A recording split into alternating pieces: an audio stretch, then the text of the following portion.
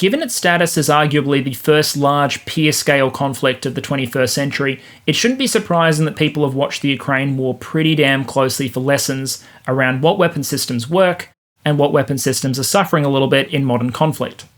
And for better or worse, some of the most watched systems have been the most prestigious and most vaunted: the tanks, the attack helicopters, and the fixed-wing jets. We've already looked at some of the surprise winners and losers of the Ukraine war from a systems perspective. We've looked at drones and anti-tank guided missiles and artillery, some of the big winners in terms of international appeal and also battlefield success of the war to date based on the information we have. And we've also looked at some surprise losers: the vaunted Russian tank force and armoured vehicles, who suffered very, very heavy losses, especially in the initial stages of the operation, and have continued to bleed pretty heavily since then. And it didn't take more than a few weeks for media around the world to see images of blown out and destroyed Russian tanks and seize on the idea that tanks might be obsolete. I made a video looking at this, looking at the challenges that tanks faced, and concluded that really there's still a doctrinal role for the tank and plenty of evolutionary options forward. But the media and even some defence journals came down with a bunch of articles that really questioned the role investment in the tank had in the future of countries in light of the poor performance of Russian armour in Ukraine. But everyone gave the helicopters a little bit of a pass. And this is something I raised back in March or April. As much as the tanks are having a hard time in Ukraine, and Russian and Ukrainian tank losses have been very, very high, indeed, Russian armoured vehicles, not just tank losses, have been stratospheric, the helicopters haven't exactly had a good war either. There have been some very high-profile losses. Russia has lost a significant portion of its advanced attack helicopter fleet, specifically things like the Kar-52.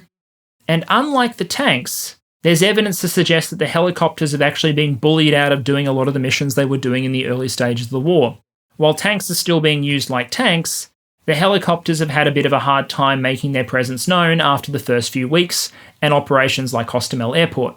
So having talked up the drones and artillery and having given a little bit of a warning to Armour Force in terms of their future survivability, now it's the helicopters' turn. We got to talk about rotary-winged aviation. And if I was going for clickbait, here is basically the script of how the video would go. The first section would be a massive testament to how awesome MANPADS are. I'd basically say all hail Starstreak and Perun. They are super weapons that will change the face of war. In fact, I'd probably even call them game changers. Then I'd laugh at the Russians for getting their advanced attack helicopters that are worth tens of millions of dollars shut down by manually guided Stugna missiles. Then I could do some bad math, proving MANPAD cheap, helicopter expensive, surprising everybody. That would prove that helicopters are bad and artillery is good, and that all the helicopters should go to the scrapyard and we should just build a whole bunch of HIMARS systems with precision rockets, or we should strap unguided rocket launchers to the back of Toyota Hilux, because that's also a really cheap fire support solution. We'd destroy all the helicopters, the spreadsheet warriors would win again, and then I would be killed in a tragic training accident where a Tiger helicopter fell on my apartment somewhere in Australia. Unfortunately, while there will be some of that, because frankly there are some problems the helicopter faces, we're going to be a little bit more nuanced than that. We're going to look at the mission of the helicopter, the experience in Ukraine, and we are going to talk about the future role of the helicopter, ways to evolve the platform, and also why I think, yes, this is a system that is having some trouble in Ukraine, doing some of the missions assigned to it, but really I think has a long way to develop and is going to be with us for a long time to come. Alright, so what am I going to be covering? First, there'll be some caveats up front, as always, and then we're going to jump into the observations that we can make from Ukraine, focusing specifically on the experience of the Ka-52 attack helicopter of Russia and the way its usage has evolved and the way its losses have evolved over time. Then we're going to look at some of the stranger tactics that people have called out Russian attack helicopters utilising. We're going to look at that and say, well, look, are the Russians being idiots, or is there some serious method behind this apparent madness? What's going on here?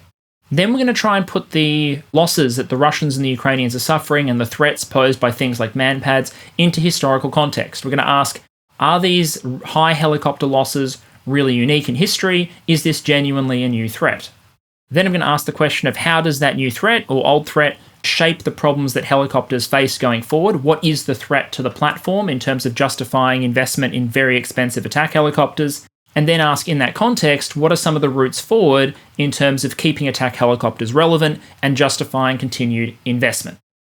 Let's put some caveats up front. The first is that, like my videos on the usage of artillery or tanks in Ukraine, this is based on very imperfect information. We're trying to triangulate between visually confirmed loss information and what's being released by Ukrainian and Russian sources, but ultimately there is a war on, our information is incomplete and imperfect. Visually confirmed loss information is actually even harder with helicopters and fixed-wing aircraft than it is with things like tanks, both because often you will hit one and it will land or apparently crash in enemy territory, which makes it very difficult to take a photograph. Also, they tend to be lost, and some of them have been claimed to be lost over things like the ocean, which is not usually an environment where you'll find a tank. So usually it's much easier to get visual evidence of losses for ground-based systems than it is for helicopters, but we'll work with what we've got. I'm also not an attack helicopter pilot, and I've relied on written sources for information on Russian doctrine and tactics. Now, it's entirely possible that an army doesn't follow its manual or its doctrine, in which case a lot of the assumptions I make here will be wrong. I'll try and call out those assumptions when I'm making them. The final point I'm going to make is that as I go through this example, I'm going to focus on one class of Russian helicopter in particular, the Kamov Ka-52. Russia operates quite a large fleet of helicopters, but I'm going to focus on this one particular attack helicopter design for a couple of reasons. The first is that when we're looking at evidence of Ka-52s being shot down, there's a minimal risk of misidentification. A lot of times in this war so far, you'll see that if there's an image of a destroyed tank or a destroyed armoured vehicle claimed by the Ukrainians, Russian commentators will claim, well, no, that's a destroyed Ukrainian vehicle, they've just sprayed a V or a Z on it, and that makes it look like a Russian vehicle, because a lot of the same equipment is being operated by both sides. The Ka-52 is only being flown by Russia, which means if we see images of a Ka-52 being shot down in Ukraine, it is almost certainly a Russian aircraft being lost. You also can't write it off as a legacy system. A lot of the time, if something is suffering difficulties, you might be able to say, hey, if a T-62 is lost in Ukraine, you can say, look, the tank is decades old, it doesn't have the latest technology, it doesn't have the latest systems, maybe it's not representative of what tanks as a whole are going to experience on the modern battlefield.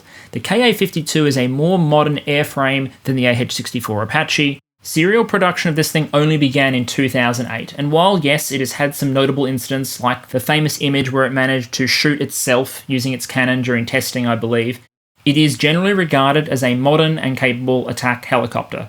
We're not looking at a straw man, we're looking at the best they have. So if the Ka-52 is facing a particular problem on the battlefield, then it's probably safe to assume that the older systems are also suffering the same problems. Now, with that said, let's jump in. So the first place to start, obviously, is our observations of how helicopters have performed in Ukraine, specifically the attack helicopters like the Ka-52. Because even though we're dealing with some quite imperfect information, there are some interesting observations we can make looking at the phases that the war has followed to date. And if there was a moment where the helicopters really stole the spotlight, it was in the opening days of the Russian invasion of Ukraine. If you were watching the news or scrolling on Reddit and the internet, the first images you probably saw of the opening days of the invasion were not columns of Russian tanks. It was large numbers of Russian helicopters moving in to assault Hostomel Airport or a number of other locations in the south and east of the country. And I want to be clear here, the attack on Hostomel Airport was not ultimately a strategic success. The Russians did succeed in taking the airport, but they were eventually driven off it. It did not succeed in becoming a forward base which they could use to assault the city of Kyiv. But that doesn't take away from the fact that they did manage to get there. Russian transport helicopters, escorted by Ka-52 attack helicopters, did manage to insert the VDV onto Hostomel Airport, and the Ka-52s did manage to provide fire support to those landing units and allow them to at least initially secure the airport. In this context, Russian helicopters were being used very, very aggressively. These are deep operations, well behind enemy lines, to insert elite infantry forces and to provide them immediate fire support. Russian doctrine allows attack helicopters to be attached for airborne operations like this one, or indeed allows them to be attached and put under the control of specific BTGs in the context of operations like this, where you're likely to require responsive airborne fires.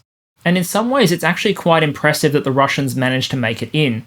It seems to be, and there are some sources that suggest, and some commentators that suggest, that Russian jamming and E-war efforts sort of did their work in the opening hours of the invasion to keep the Ukrainian air defense systems that were probably hurriedly dispersing to avoid being hit in missile strikes, kept them quiet and allowed the helicopters to move in and insert successfully. There were some helicopter losses, but by and large they did their jobs in the opening hours and days. We also saw other instances of Ka-52s prowling over Russian convoys, providing close escort, individual Ka-52s operating on what may have been reconnaissance missions, because for attack missions, Russian doctrine calls for at least a pair of aircraft being used, so when you see solitary Ka-52s, they're probably on an escort or a reconnaissance operation. And on the Russian side, we've got some pretty good video of Kar-52s providing close-in fire support with their 30mm cannons, with rockets, and engaging targets at longer ranges with their ATGM, because Russia does have a sort of equivalent to the Hellfire, which is the NATO designation, I think, is AT-16 Scallion. So there are certainly losses in these opening days, but we do see helicopters being used very aggressively and launching a number of quite high-profile operations. At the same time, Ukraine puts out its initial call for Western arms, and the initial priorities are anti-tank guided missiles to stop the tank thrusts, slow them down, and shoulder-fired anti-aircraft missiles to deal with helicopters, low-flying aircraft, and drones. Ukraine gets them. Ukraine is very quickly flooded at this point with man-portable air defense systems, MANPADS, shoulder-fired anti-aircraft missiles. These things may have short range, they may have limited engagement altitudes, but against something like a helicopter or a low-flying drone, they do the job. They're light, they're mobile, they're easy to transport, they're quick to train on, and they were exactly what Ukraine needed at the time. And thousands of these things crossed the border very, very quickly. They came from a number of sources. You had ex-Warsaw Pact stocks being raided across Eastern Europe for things like Strela and Igla. The Germans, quite famously, went into their warehouses and found some very old Strelas, thousands of them. Now, yes, 700 to 1,000 of them were cracked, old, past their use-by date, didn't work, but a number of them were functional, and we've seen them surface in Ukraine. At the same time, you saw the more modern, but still quite long-in-tooth Stinger missiles that came from the United States, that came from Latvia, from Lithuania, and a number of other places. This is a missile, admittedly an updated version of the same thing that was deployed in the 1980s to kill Soviet helicopters in Afghanistan. You saw the Perun from Poland, which is a much more capable missile even than the Stinger. The star of the show, in performance if not in numbers, was the Starstreak system from the United Kingdom, which was an absolute killer of a system with a 7-kilometre range, 3 inbuilt darts instead of a conventional single mono warhead, and a very, very fast rocket. All combined with a guidance system that, unlike the heat-seeking methods used by a number of these other missiles, was much less prone to IR jamming. This is all added to the fact that Ukraine was also capturing reasonably large stocks, at least at a local level, of Russian missiles. From the video evidence that's been provided to us, it seems that in a lot of cases, when the Russians abandoned their vehicles or lost their vehicles, destroyed or damaged, particularly on the key front in the early phases, when there was that confusion in Russian forces who hadn't been properly briefed on what they were going to do, when they ran out of fuel and things like that, in that chaotic early thrust, a lot of vehicles were captured still carrying things like RPGs and MANPADS like Igla. And what this surge in easy-to-train-on, easy-to-transport systems meant was that all of these territorial defence forces that were being stood up around Ukraine, all these newly mobilised units, and the units of the regular Ukrainian army that may not have been fully equipped for this, suddenly had an anti-aircraft capability that they could carry. And every bush, every building, every fighting position was now also suddenly potentially a short-range anti-aircraft emplacement, because you couldn't guarantee that Pavel or his mates with a couple of hours training didn't have a Strela or an Igla or a Stinger, or if they were very lucky and had some good friends, maybe a Starstreak, sitting in the trench waiting for a helicopter to poke over a hill just to have a look and be, welcome to Ukraine in traditional Ukrainian fashion. You see others that are destroyed by artillery. Artillery and Bayraktar TB2 drones working in concert when shelling is directed at forward air bases. So what happens is the Kar-52s and rotary wing aviation is moved forward to forward bases at places like Chornobaivka. Those bases are then shelled and a number of helicopters are lost in the confusing bombardment there. You also see some admittedly quite embarrassing losses where a pair of Kar-52s are shot down by Stugna anti-tank guided missiles. In this period, it's also worth calling out that the Ukrainians also launched some daring helicopter operations. Early in the war, people seemed to be quite gutsy in how they use their helicopters. So, for example, during the siege of Mariupol, there are a reasonably large number that we have video evidence of Ukrainians doing very low-level resupply missions into Mariupol using their transport helicopters. And by Ukrainian accounts, the losses from those missions are also quite high. The Ukrainians lose a decent number of helicopters doing sort of daring resupply operations like that one. So March and April, not a great time for aggressive employment of the helicopters. And the result appears to have been a pretty quick uptick in losses. Starting in late February and moving through March and April, MANPADS begin to arrive, the Ukrainians begin to reorganize, these systems begin to be distributed, and suddenly the more aggressive use of helicopters over territory with stay-behind Ukrainian units or raiders or small forces becomes a lot more dangerous. February, March, and April become quite bad months for the Russian helicopter force, particularly the Ka-52 force, based on the visually confirmed loss data. The vast majority, and this war has been going since February, but as at time of recording, which is in late July, the vast majority of Ka-52 losses occurred before the 1st of May, when they were still being used, or seemed to have been being used in a more aggressive fashion, but also these MANPAD systems had become available. So you see major losses first at Hostomel, where the Ka-52 is being asked to do close fire support while surrounded by potential MANPADS emplacements. And by May, it generally seems like everyone has become just that little bit more cautious in how they employ their rotary winged aviation. This is based on both anecdotal evidence from both sides, so what troops on both sides have said, the rate of losses that we have visually recorded at this time, and also the observations of both pro-Ukrainian, pro-Russian sources on the internet, where those have made their way into open source. The Russian footage that we see switches from being helicopter gun cam footage or GoPro footage of Ka-52s and gunships doing really close-in support with their cannon engaging targets close up, to a lot more of these long-range ballistic rocket slinging attacks where they're just pitching up, fire their rockets in a ballistic arc towards targets in the distance, or very, very, very long-range, like limit of their range ATGM strikes against static vehicles or static emplacements. The Ukrainian footage we see is similar. It's transport helicopters rigged with rockets coming in meters above the ground, pitching up, firing off a full burst of rockets, and then immediately turning tail and heading straight back where they came from. Gone are the days of the aggressive helicopter reconnaissance attack missions being shown. Instead, we've got helicopters basically trying to engage from as far away as possible and flying really, really close to the deck. And at the same time, you see more and more evidence, subtle at times, that MANPADS are absolutely everywhere now.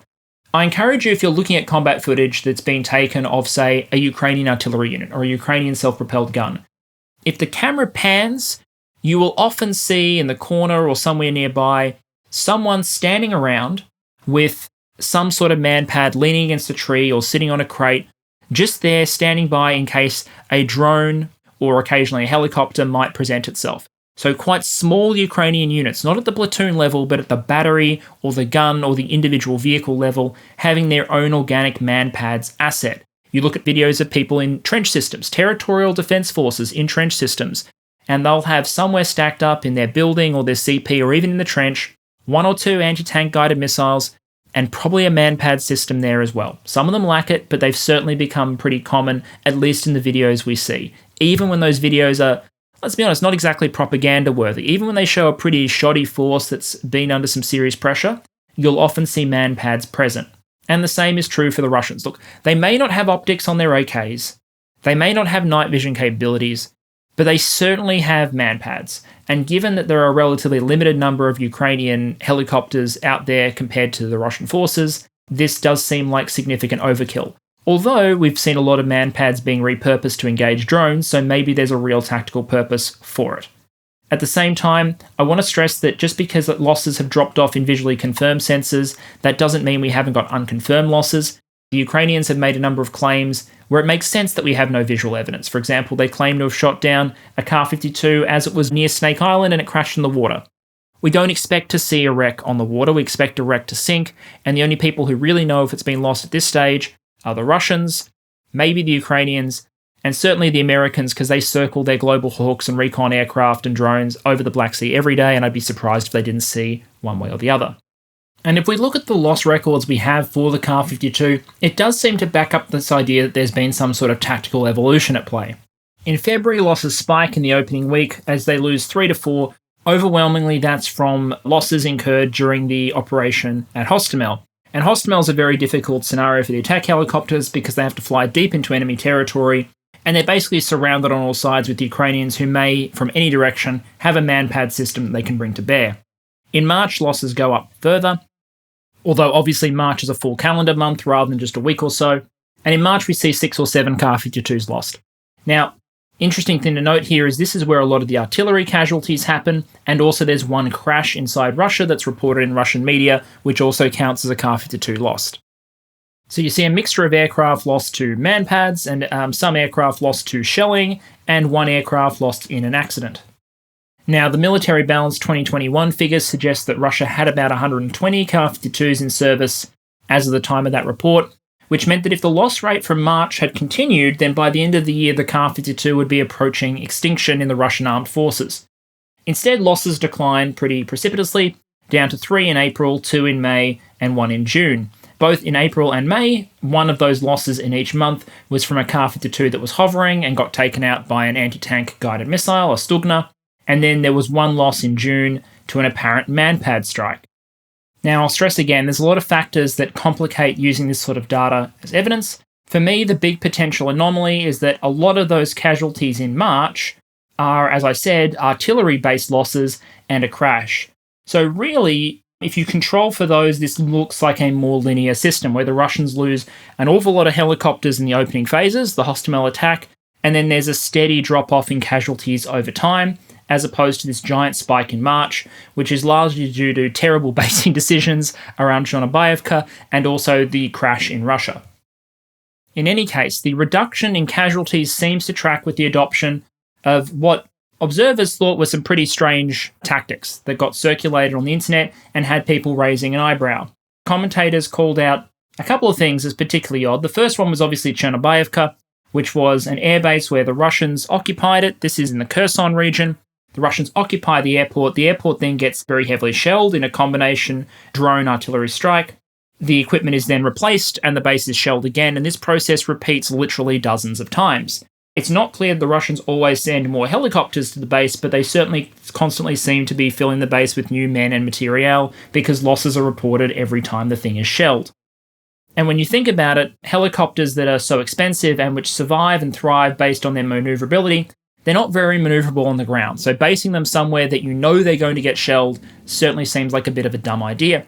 There are 2 cases where you have video evidence of lone Russian Ka-52s, although context seems to suggest they were operating in pairs, which they should be for attack and defense missions according to Russian doctrine, that are in hovering mode. They're just sitting there hovering, and as a result, Ukrainians are able to take Stugna anti-tank missiles and shoot them down. The way the Stugna is guided, you can see an image there in the bottom right-hand corner, is you fire the missile and then you have to hold that pipper on the target in order to guide the missile in.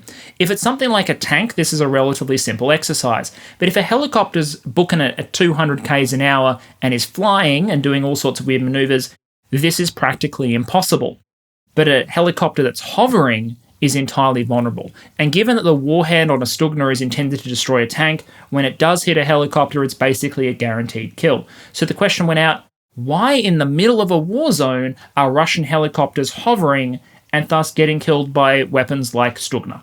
And that just scratches the surface of some of the stranger tactics that people noted. The rocket slinging in a ballistic arc was another one that got widely lambasted in the media and on the internet, and it led to people to start asking questions about whether the Russian Air Force was actually competent and what was wrong with their dang pilots if they were adopting, and indeed their command staff if they're adopting these sort of tactics. The question essentially became, are the Russians idiots, or is there some sort of method to the apparent madness? And what I decided to do was have a little bit of a look at Russian doctrine. Specifically, I buzzed the chieftain and he was able to put me onto TC7-100.2, which is a US Army publication on opposing force doctrine and tactics. Now, it doesn't specify that it's a document on Russia specifically, but it uses an awful lot of Russia-specific terminology, like it refers to battalion tactical groups. So if you read between the lines, it's pretty much a document on how the Americans expect the Russians to fight, and I've relied on this as my primary source on what Russian helicopter doctrine and tactics should be. Alright, so maybe let's talk about the hovering thing first, because in at least 2 cases what we've seen is Ka-52s, really advanced attack helicopters that are capable of extreme feats of maneuverability, hovering in the combat zone, and as a result they end up getting shot down by Stugna anti-tank missiles. So of course everyone on the internet immediately assumes some degree of incompetence or perhaps insanity and asks why on earth would Russian helicopter pilots be hovering in a combat zone? Surely the argument goes this means that the Russians are stupid and don't know how to fly their helicopters. The reality is that at least if TC7-100.2 is accurate, hovering fire is a part of the Russian playbook. In fact, it's a rather significant part of the Russian playbook. It's a technique that's intended to give the helicopter maximum visibility and range of engagement with its weapons compared to running fire, which is you fire on the move in a shallow dive, which is one of the other main engagement methods.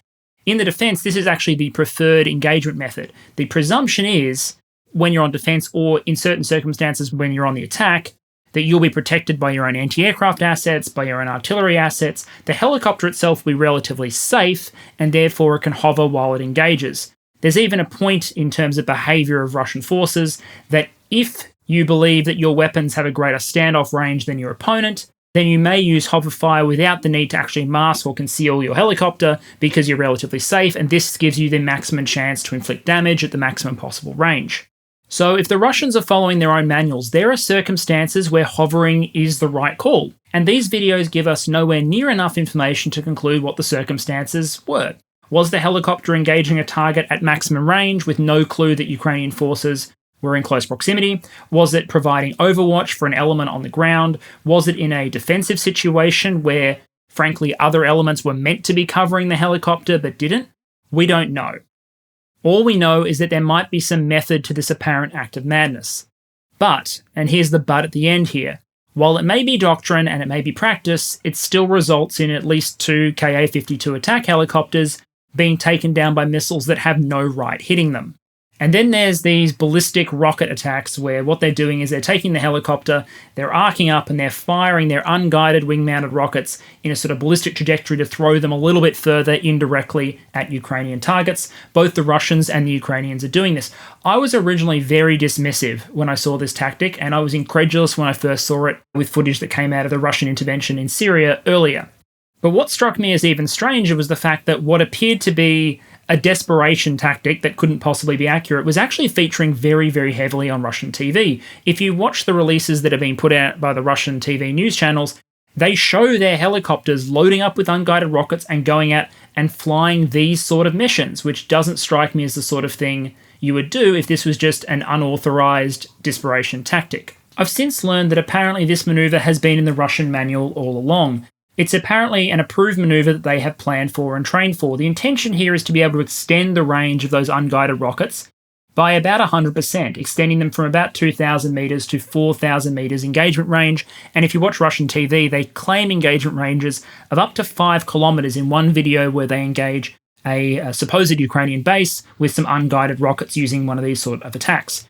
It's actually a semi-automated process. In the old days, they used to do this with a stopwatch in order to determine when to release the rockets, but now the actual systems of the helicopter themselves can be programmed, calculate the solution to hit the area that you want to. The pilot will just pitch the nose of the aircraft up, and when it hits the right angle at the right time, the system will fire automatically. Now, it is inaccurate. It increases the dispersion of the rocket something like 2 to 3 times. It gives you a circular error probable of 100 meters. That is, you're going to land half of those rockets in a 100-meter circle. But on the plus side, you've got an extra 2 kilometers range out of your rockets and a 100-meter dispersion CEP. It's bad, but it's not horrific.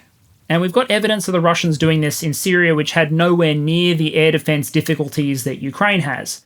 So yes, it is a technique that might be motivated by very strong air defenses because it allows the helicopters to be that much further away from their targets when they engage.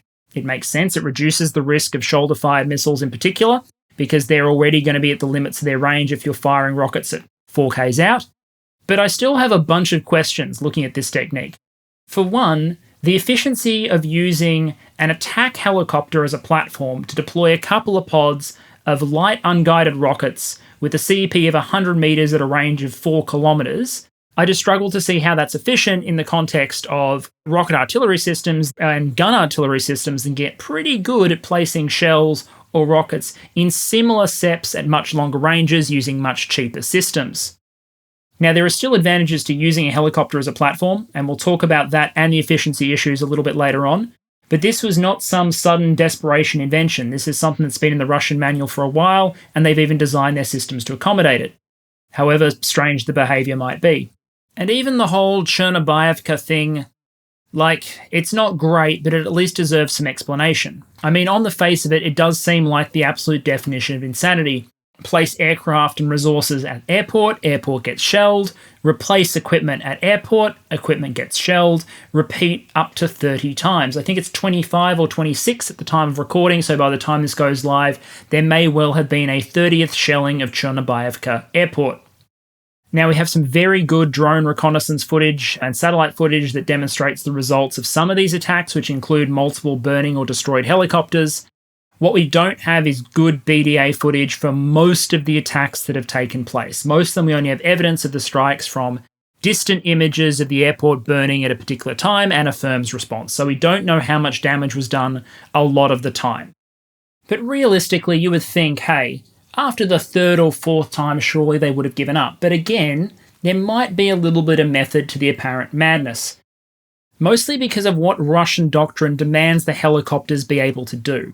Because in Russian doctrine, the helicopters are really the responsive airborne fires element. If a land element calls for airborne fires, it's probably calling rotary assets much of the time, at least if it wants a rapid turnaround and rapid service of a particular target. At the same time, there are readiness levels prescribed for rotary winged units. A rotary winged unit that is on the maximum alert level, which is usually going to be 1 or 2 helicopters held at this status, is meant to be able to take off within 3 to 5 minutes of receiving a call to fire and respond to the target area within 15 to 20 minutes. Now, if you do the math on that, given the maximum speed of a Kharmov, you realize that you can't possibly base that far away from the front line. 100 kilometers is kind of stretching it, and you probably want to be a bit closer if you want to be able to respond to multiple areas with a little bit of depth, at least if you're going to be held at that readiness level. Even if you don't accept, if you deviate a little bit and you accept a lower readiness level, you still have to place your helicopter assets much, much, much, much closer to the front than you would fixed-wing aviation assets. So the reality is, if you want rotary-winged assets that are going to be able to respond within 15 or 20 minutes to a call for fire, they're going to need to be positioned closely, and Chornobaivka Airport is an obvious answer as to where to forward base them in order to protect parts of the Kherson front. Now, in theory, of course, the artillery and the air defense are meant to hold off artillery and air threats, but the coalition discovered in Iraq and Afghanistan how hard that can be at times. So, with the base within range of Ukrainian artillery, it's been hard to stop the Ukrainians using small groups of mortars or long-range fires in order to harass or severely damage the base on multiple occasions. So again, it's not insanity, it's just following the rulebook, or at least an interpretation of the rulebook. I need my helicopters close, I have an airport close, therefore the helicopters go to the airport. The problem is, again, it still resulted in massive destruction of very valuable rotary-winged assets and senior officers and various supplies by Ukrainian artillery almost 30 times. So on one hand, I'm like, yes, this is understandable within the context of what is written in the manual, but surely someone with a little bit of common sense in the field would go that maybe we should do something different this time. And I guess that kind of touches on what I'm trying to say here. These observed strange tactics and failings aren't acts of insanity or poor training. They're completely in line with a doctrine that was designed the way it was for a reason. But just because it's doctrine doesn't mean it's a smart idea in all circumstances, and doesn't mean it's not going to cause some people to have a really bad day, and it certainly doesn't mean that it has to be efficient. Hover firing may have a real tactical purpose, but it still does make a chopper vulnerable to systems that would not normally pose a threat to it, like Studna. Rocket slinging is an option for responsive fires for the ground elements. You can get helicopters there quickly, they can throw some rockets, but that's a really expensive and risky way to service a target compared to using artillery assets. And Chornobaivka is, yes, it's a forward positioning base that allows rotary winged aviation to be close to the front line, held on alert, respond quickly to calls. But at the same time, it's absolutely a meme because it keeps getting blown up. And the question I'll ask, but which I don't have anywhere near enough evidence to conclusively answer, is, do the Russian pilots have sufficient training and operational and tactical autonomy to deviate from doctrine when it becomes clear that doctrine is likely to get one killed?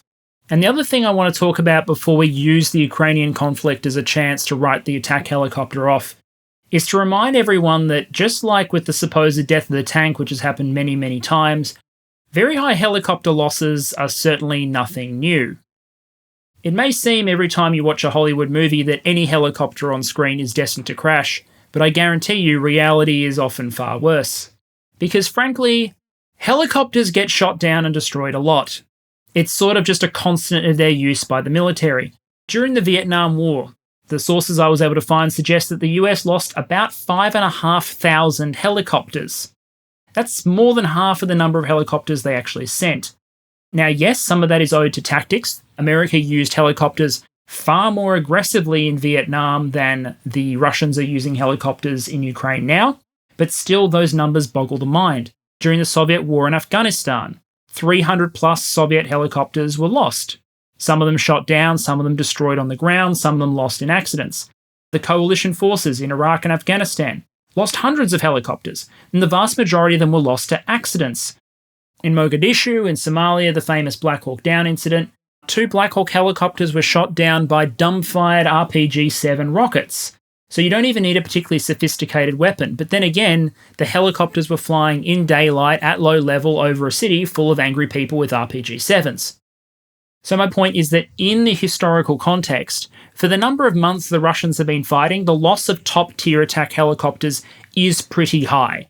They've only been at war for a couple of months, and they've lost somewhere between probably 10 and 20% of their inventory of their frontline Ka-52 attack helicopters. But losing a lot of helicopters is just kind of what you do when you send helicopters to war, at least historically. And armies didn't decide to get rid of the helicopter after the Vietnam War. In fact, other countries watching the US use helicopters in Vietnam decided to go heavier in on the helicopter and the helicopter gunship concepts. And at least in part, that comes down to the flip side of the question. It's not about asking how many helicopters you lost. It's about asking what your helicopters did, or what they allow you to do that you couldn't do if you didn't have a bunch of them. It's also undeniable that most of the new threats that we've seen in Ukraine, that we've been shocked when they shoot down Russian helicopters, these novel weapons like Stugna anti-tank missiles being used against helicopters, this is also not particularly novel. The use of anti-tank guided missiles against helicopters has been established practice and trained for some time. Artillery attacks against landed aircraft and helicopters is, again, this is nothing new. During Vietnam, the Viet Cong and the North Vietnamese army loved targeting helicopters as they were at their landing zones dropping off supplies or picking up wounded. During the Soviet war in Afghanistan, the Mujahideen attacked Soviet air bases on a number of occasions, including on one point which I was able to find reference to where they got a whole bunch of unguided Chinese rockets and plastered Bagram Air Base. Yes, that Bagram Air Base. You see, helicopters and aircraft necessarily have to be pretty thin-skinned, even the ones that are described as well-armoured, and if their defence primarily lies in manoeuvrability, well, they're not particularly manoeuvrable when they're on the ground, and you can usually find them wherever you find those long paved runway things, so they've always attracted artillery fire and attention. And then as for the MANPAD threat, well, their most famous hour was the Soviet-Afghan War.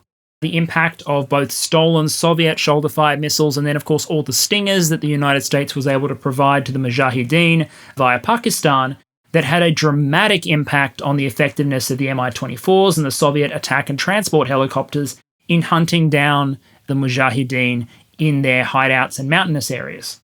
I mean, heck, when recording this video, I was even reminded beforehand by the chieftain that in 1991, an American F-15E pilot by the name of Captain Richard Bennett destroyed an Iraqi helicopter using a laser-guided bomb. They dropped the bomb while the helicopter had landed, the helicopter took off, they kept the laser designator on the helicopter as it was flying, and they managed to hit the thing with the bomb. So the use of novel weapons to engage helicopters isn't particularly new. People have used heavy machine guns, anti-tank missiles, unguided rocket launchers, artillery, mortars, and even bombs to destroy the things for as long as they've been in the air or on the ground to be destroyed. And when it comes to MANPADS specifically, it's important to remember that just like the tank and the anti-tank guided missile, this is a weapon system that is not new and has evolved in parallel with the helicopter. So when the first iterations of the man-portable version of the Strela were being created in the Soviet Union, this is what helicopters look like for the United States and their allies. Now, there may well be some Vietnam veterans watching the channel, so I'm going to be careful with my words here, but I'd just like to suggest that the UH-1, the beloved Huey of the Vietnam War, was perhaps not as complex and not as capable an aircraft as modern transport and attack helicopters.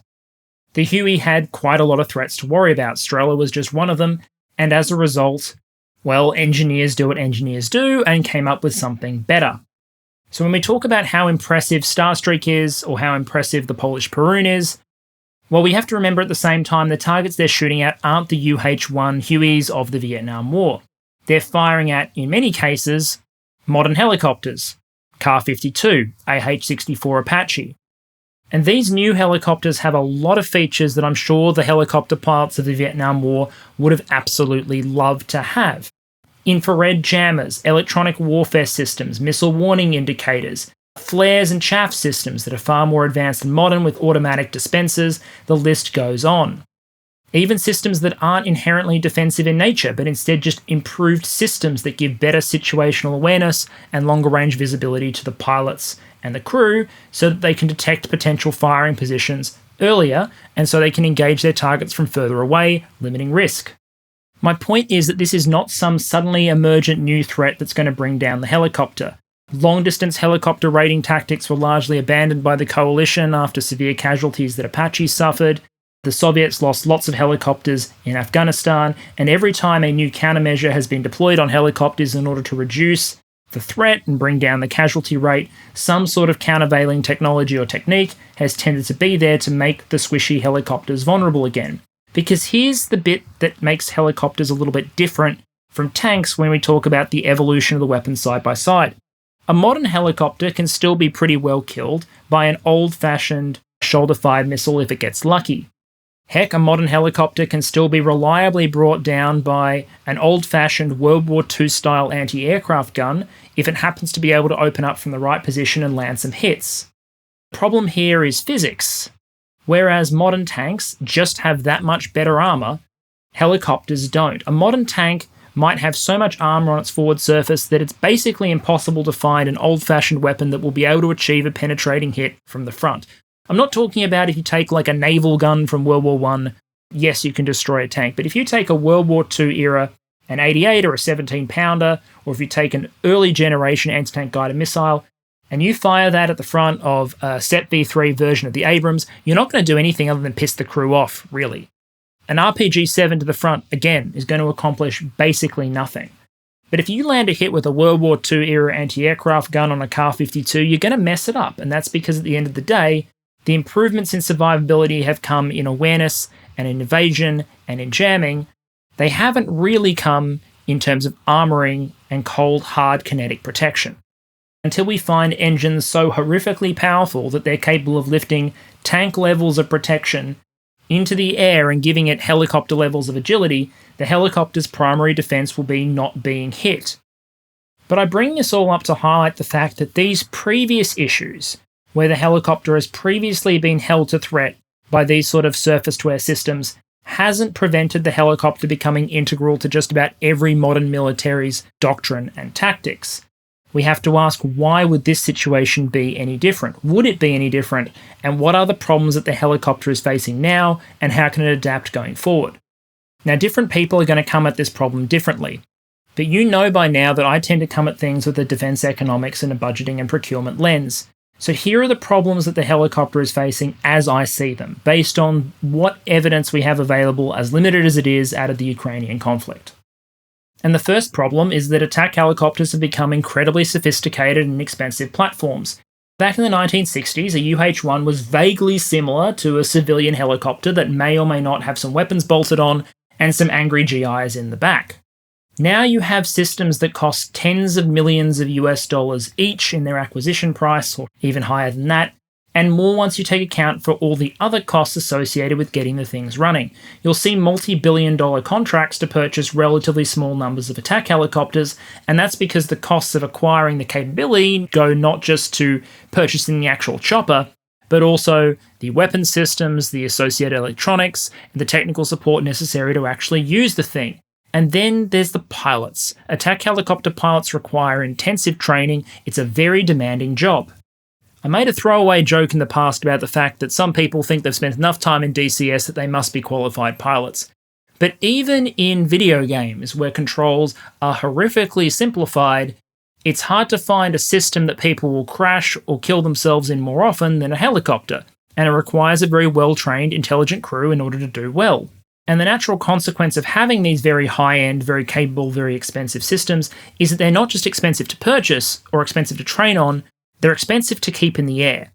These are the 2019 reimbursement figures for the use of helicopters that were put out by the American DoD.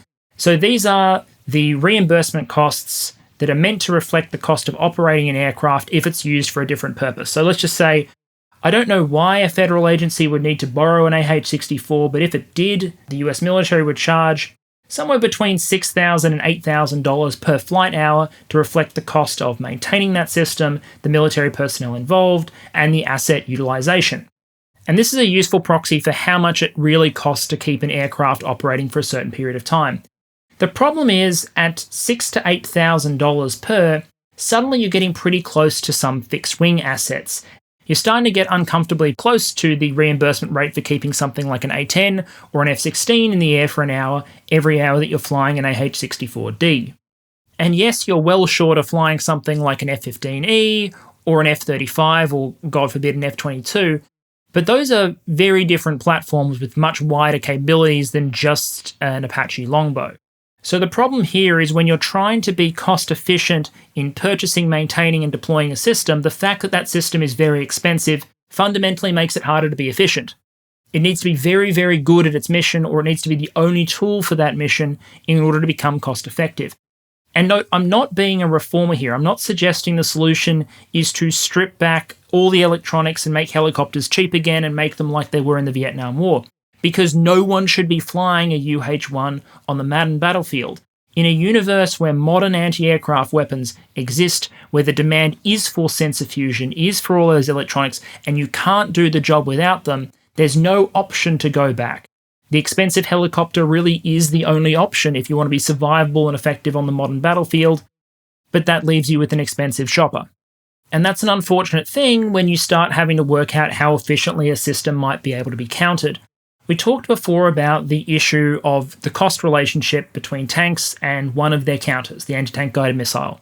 The problem that you could buy a Javelin for $100,000 to $200,000, but a tank could easily cost millions, and if a Javelin is fired from the right position, then the tank and its crew might be toast.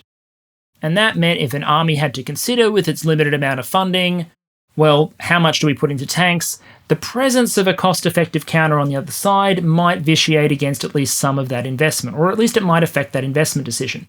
In some ways, the situation is actually a little bit worse when you're talking about helicopters, because MANPADS cost roughly in the same range as most of the anti-tank guided missiles that you're firing from your shoulder. Not things like NLAW, they're cost comparable with things like Javelin. A MANPAD missile might cost somewhere between $100,000 and $200,000, to be very approximate here. But a top-of-the-line attack helicopter can easily be, well, it can be an awful lot more expensive than a tank.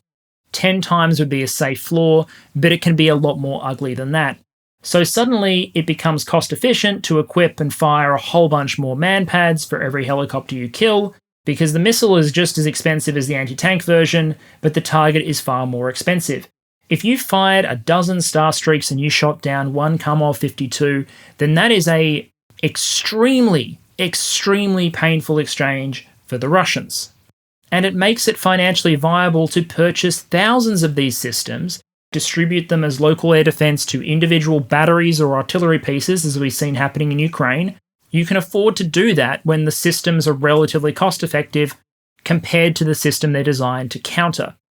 And it's more than that. It's not just the purchase price. It's the fact that most of these MANPAD systems, Starstreak's a good example, it's basically a zero-maintenance system. It has a shelf life, but you buy it and you put it on a shelf. That's not how helicopters work.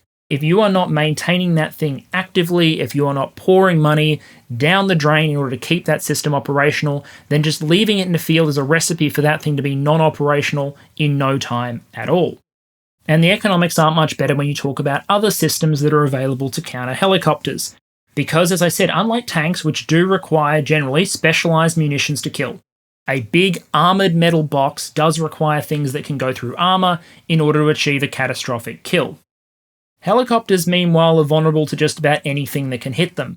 And there are a lot of things that can at least hypothetically hit them if the helicopter pilot's not doing their job or the operator of the other system is being very cunning about how they do theirs. Helicopters are vulnerable to gun systems, anti-tank missile systems. You can see this when you look at the US Army's new short-range air defense system, which is basically a short-range air defense package that they've stuck on the back of a Stryker chassis, and they've actually given it a 30mm autocannon, 4 Stingers, and 2 Hellfire longbows. These are anti-tank guided missiles for use in the anti-aircraft role because they can reach out and touch someone well beyond the range of just the ordinary Stinger.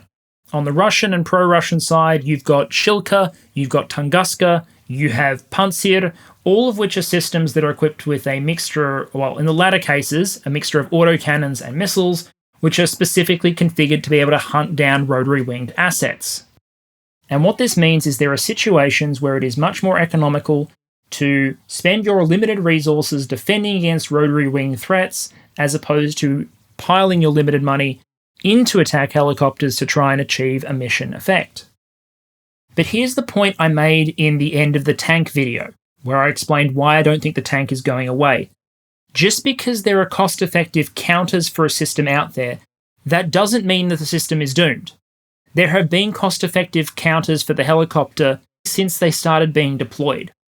Just because the system's vulnerable, it doesn't really matter as long as it is still the best answer to a doctrinal need. The helicopter has continued to exist because it is the only system that offers a certain mission set. If you want to move infantry units mountaintop to mountaintop in Afghanistan, your options are donkeys or helicopters, and the helicopters are a heck of a lot faster and usually less moody. If you want a system that can carry a whole bunch of ordnance, move at 400 clicks an hour, and be a lot more flexible in response to ground fire needs, well, a helicopter is a pretty good answer. When you're talking about escorting transport helicopters in on an opposed heliborne landing, or providing responsive aerial fires, there is a key argument for the attack helicopter. It's why it continues to exist. The complicating factor for the helicopter, as I see it, is that whereas the tank's ongoing mission remains very clear and the replacement is questionable, there's a danger that if the attack chopper doesn't evolve, that it will start to be squeezed out of some of its critical missions. So for example, those opposed heliborne landings, those are proving to be pretty difficult to do in general. In an environment where people are going to have more and more access to better and better helicopter counters, there are fewer and fewer targets where you can launch heliborne assaults.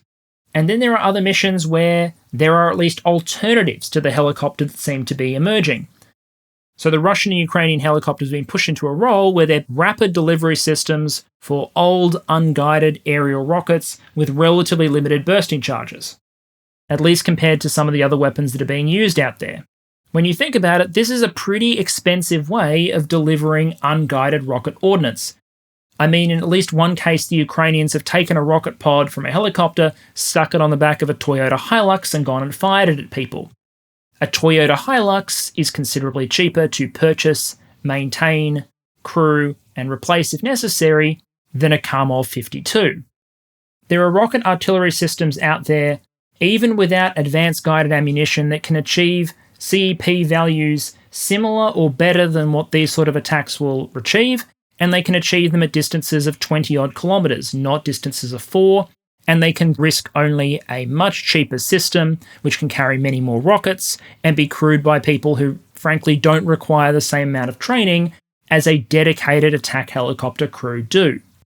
Is that a perfect replacement? No, none of these other systems are going to be perfect replacements. You can't replace everything a helicopter does with upgraded BM-21s, upgraded artillery tubes, and a couple of precision strike missiles. My point is, the offensive efficiency of a helicopter is threatened, and the value of purchasing them is reduced every time it gets squeezed out of one of its mission areas or an alternative, more cost-effective system comes along.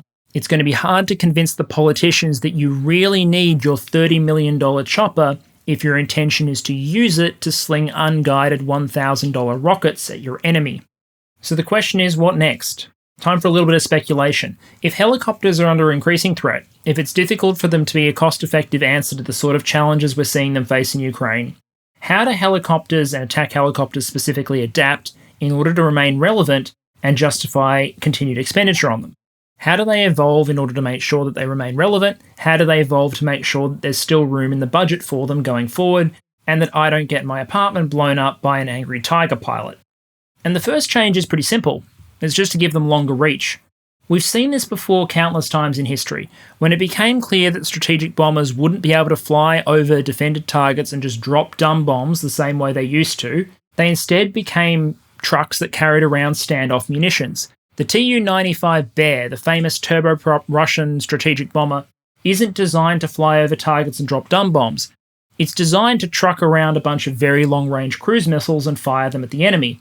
because it doesn't matter how good the enemy's air defense system is if you're firing from 4 times further away than it can actually reach. It's the same as the story we're seeing with the artillery in Ukraine, where the primacy goes with range, and the best defense against your opponent is just to get longer range guns and station themselves outside of enemy counter-battery range. It's the same thinking that led to a human to counter an opponent with a spear with a longer spear. And this innovative thinking is leading to helicopters that are equipped with longer and longer range standoff munitions. In 2021, the United States did a test where they fired a Spike helos missile from an Apache. This is a missile that extended the strike range of the AH-64 out to about 30 kilometers. When Starstreak has a range of 7 kilometers, you can see why giving a helicopter a weapon system that not only allows it to reach out 30 kilometers, but also allows it to do non-line of sight strikes, which is you can launch it and engage something you can't physically see.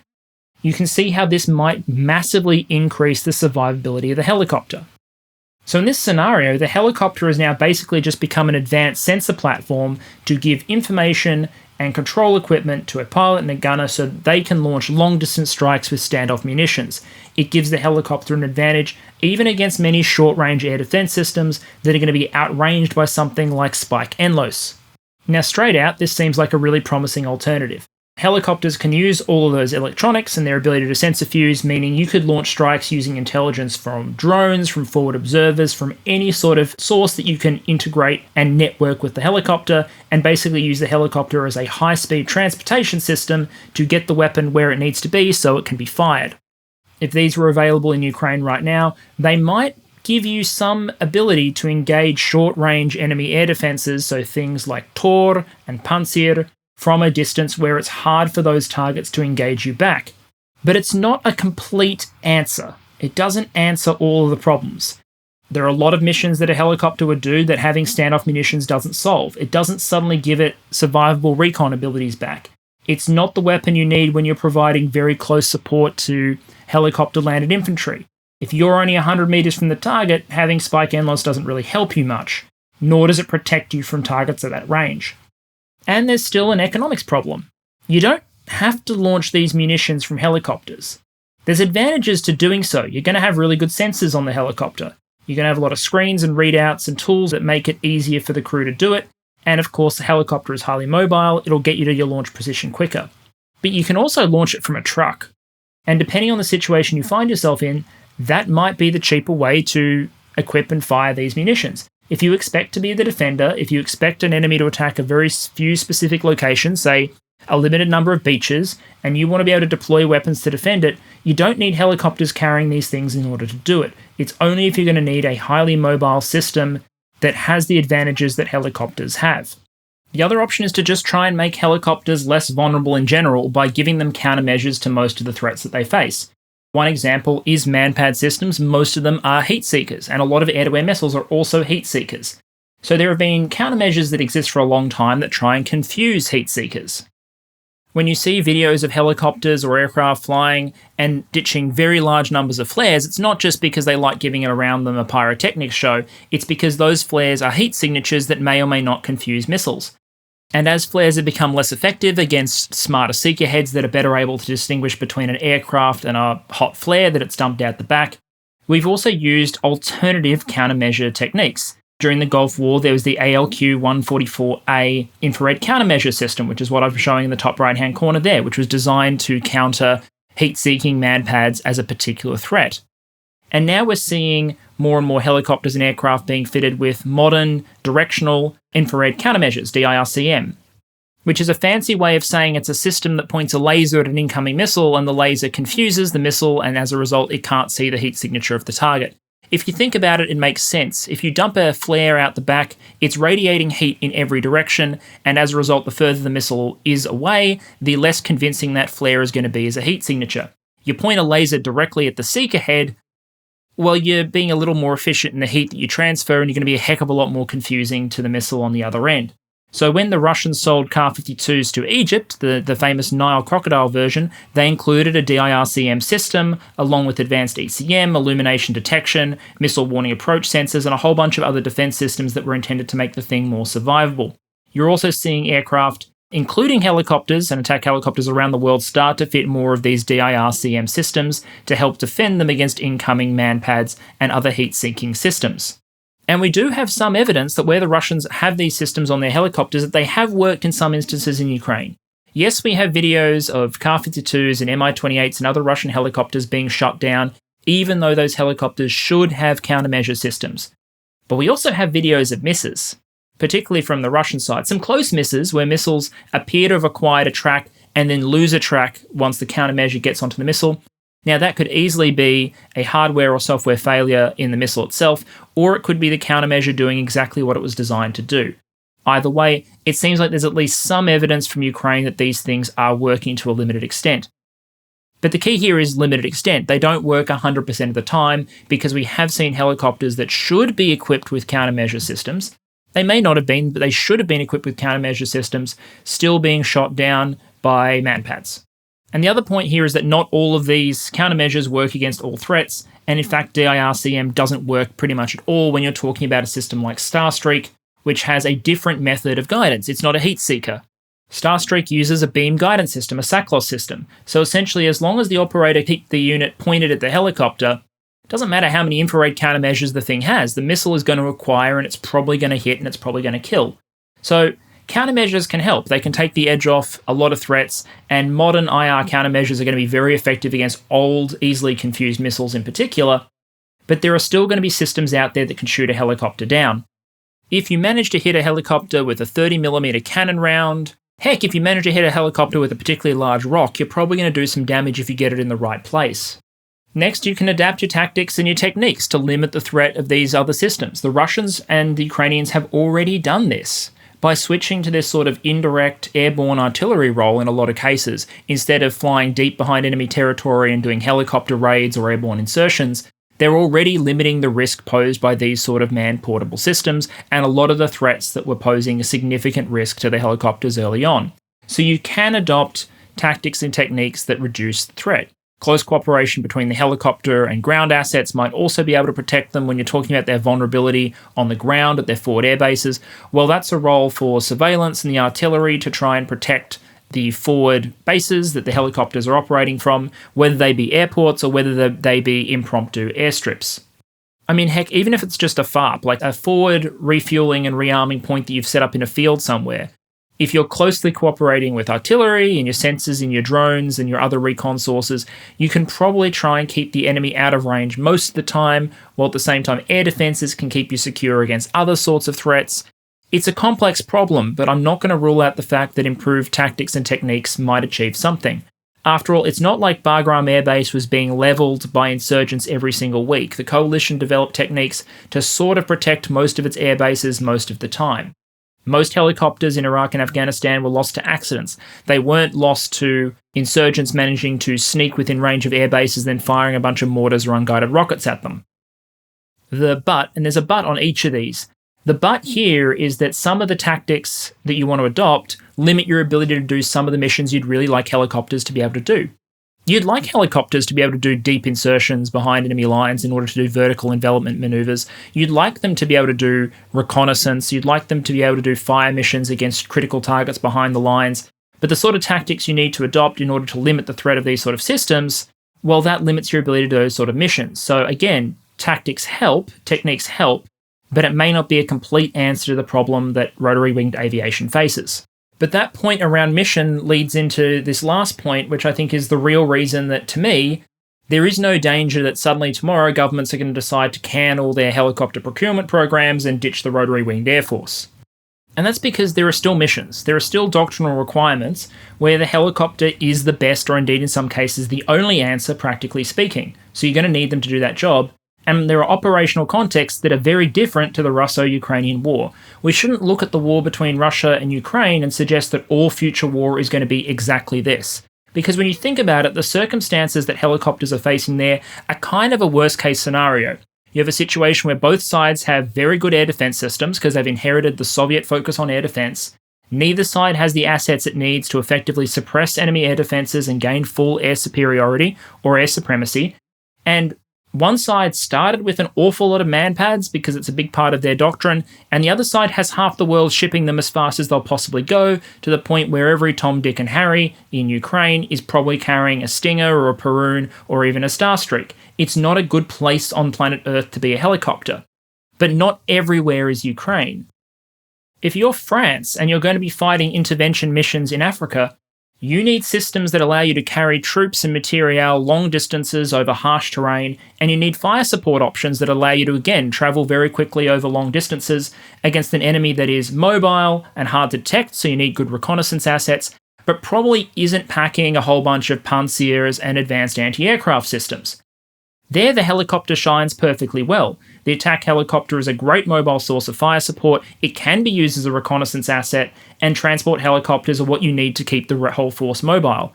If you want a system that can provide sort of precision fire support against behind-the-lines targets, yes, a helicopter might be replaced pretty simply either with a strike aircraft, which is more survivable, or a standoff cruise munition, or something like an ATACMS or a precision strike missile, or if it's close enough to the lines, the GMLRS rockets, the way the Ukrainians are using HIMARS right now.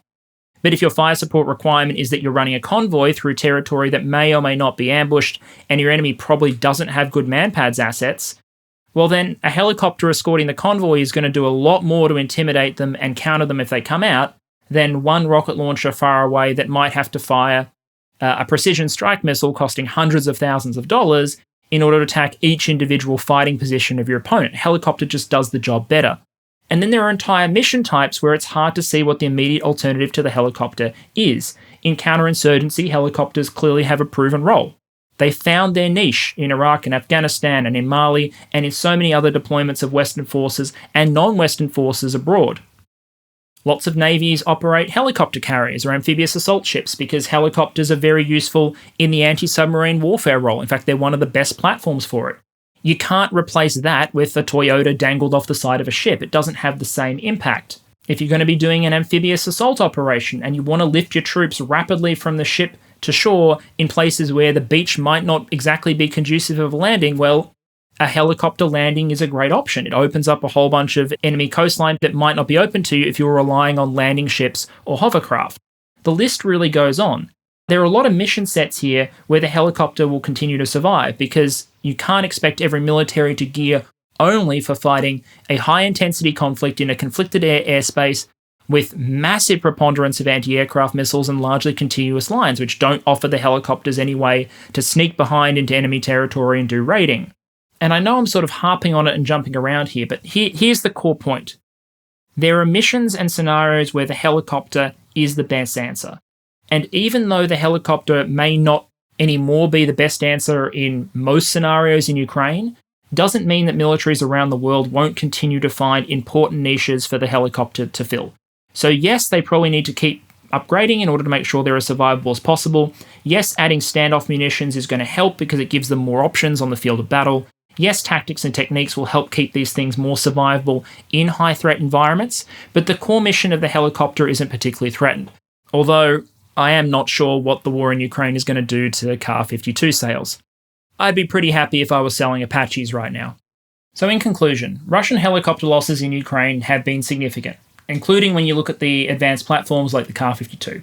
They've lost visually confirmed somewhere between 13 and 14% of the Kar-52 fleet in the opening months of the Ukraine war, and unlike with armoured vehicles, who admittedly have suffered higher proportional losses in many systems, there isn't a deep pool of replacements that are at least equivalent to the Kar-52 that can be brought into place.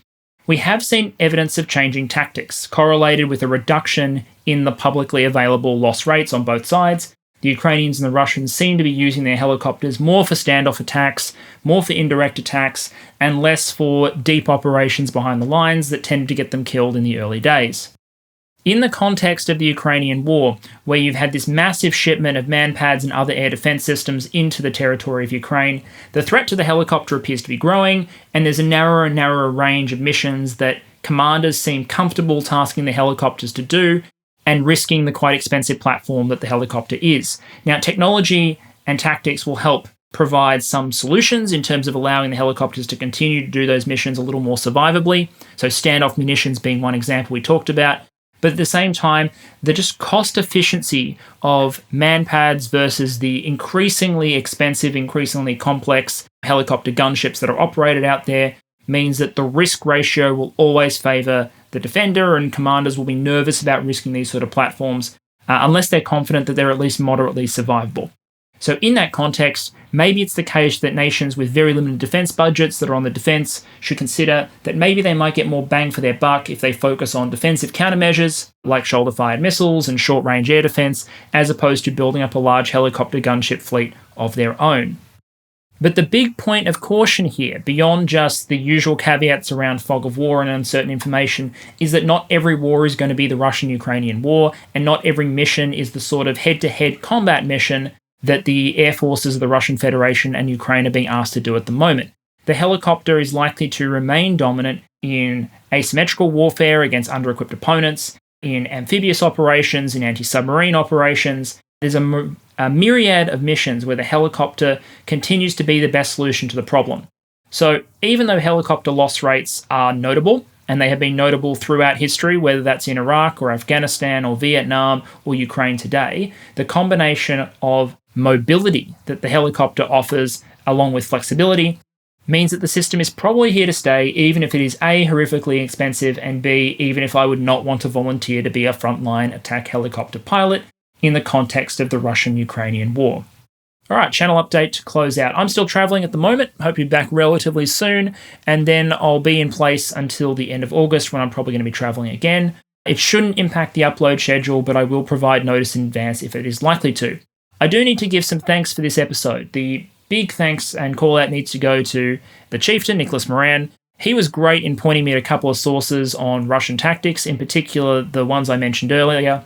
He put me onto TC7-100.2, which was 400 odd pages of light reading that I absolutely devoured and gave me a better background on what we could expect from the Russians. There is nothing I like more than being able to read a reliable source on something in order to help explain the fragmentary data that we're getting out of Ukraine. So thank you again to the chieftain for putting me onto that. I also want to say that the first donation that I'm going to be making to the Ukraine appeal of the Australian Red Cross has gone through.